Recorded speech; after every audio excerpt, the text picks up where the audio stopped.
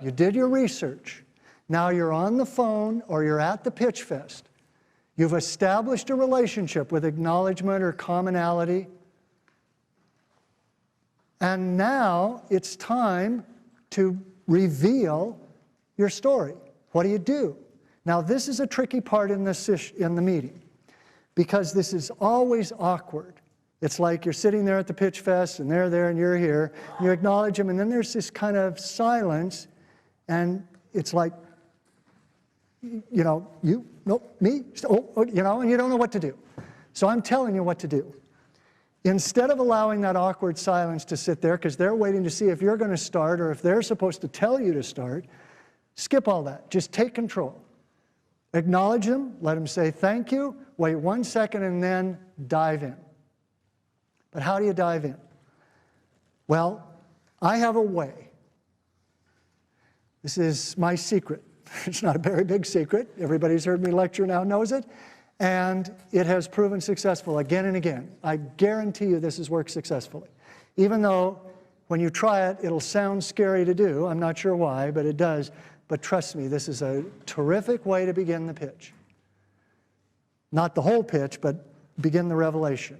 And that is, after the acknowledgement, when you're ready to go, say something like, well, I think the best way to tell you about my project is to tell you how I came up with this idea.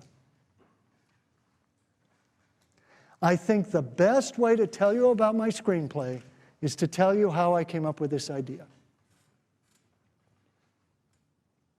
Why is that good?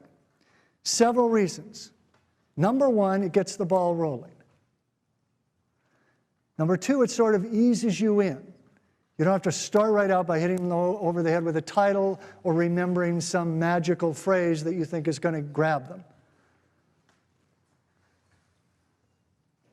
Next of all, it will access your passion fairly quickly, because chances are, whatever it is that grabbed you about the story to begin with, that's still what you love about it.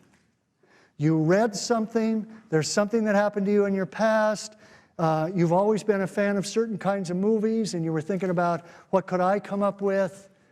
There's elements of movies you enjoy but you've never put them together. You read a novel, you read a play and you got the rights, whatever it was. So whatever it was that grabbed you is probably where your passion lies. This will get you into it. And finally, it's a good way to begin because it gets you out of being nervous fairly readily. Now, I'm going to talk about nervousness in a minute, but for right now I'll say, as soon as you can segue from worrying about how they're responding into your story, your nervousness is going to start to drop fairly rapidly. Okay, so if you say, let me tell you how I came up with this, now you don't have to remember any magical phrases. You're telling them how you came up with it. If you stumble around, it won't be any big deal because you only came up with it one way and you've rehearsed this, so that's what you'll say. So once you're into the story, nervousness subsides, and this will get you there. And then you tell them how you came up with the idea. So did you notice that's what I did when I said this is how I was accessing my passion about the baseball cards? I didn't say, let me tell you how I came up with it, but I would have. And then I'd say, when I was a kid, my father and I, baseball cards, yada, yada, yada. So I started thinking, what if? And the words what if are then a great segue into the fictional story that you created out of however you came up with it. I've always been a huge fan of horror films.